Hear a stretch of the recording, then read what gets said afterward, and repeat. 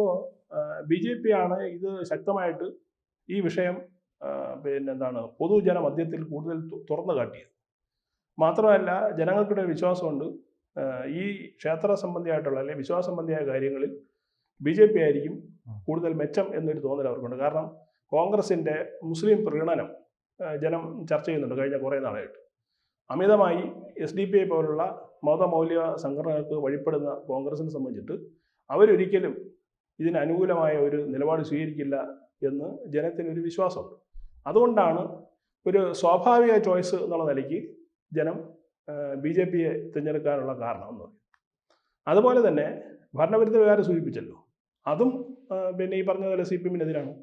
കാരണം സംസ്ഥാന സർക്കാരിൻ്റെ പിടിപ്പുകേട്, അത് ക്രമസമാധാന പാലനത്തിലായിക്കോട്ടെ, ക്ഷേമ പെൻഷൻ കൊടുക്കുന്നതിനായിക്കോട്ടെ, സർക്കാർ ജീവനക്കാരുടെ DA അവരുടെ ശമ്പള പരിഷ്കരണം കുടിശ്ശിക 2019, അതുപോലെ തന്നെ പുതിയ ശമ്പള പരിഷ്കരണം, പെൻഷൻകാർക്ക് കൊടുക്കാനുള്ള DA കുടിശ്ശിക, അവരുടെ ശമ്പള പരിഷ്കരണം കുടിശ്ശിക, ഇങ്ങനെ 100 പ്രശ്നങ്ങളാണ് ഭരണവിരുദ്ധ വികാരം എന്നുള്ള നിലയ്ക്ക് സർക്കാർ ഫേസ് ചെയ്തിരിക്കുന്നത്.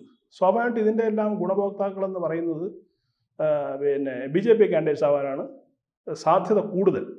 കാരണം നിലവിൽ കോൺഗ്രസ് അപ്രസക്തമാണ്. നിലവിലുള്ള നഗരസഭയിൽ തന്നെ 10 സീറ്റേ അവർക്കുള്ളൂ.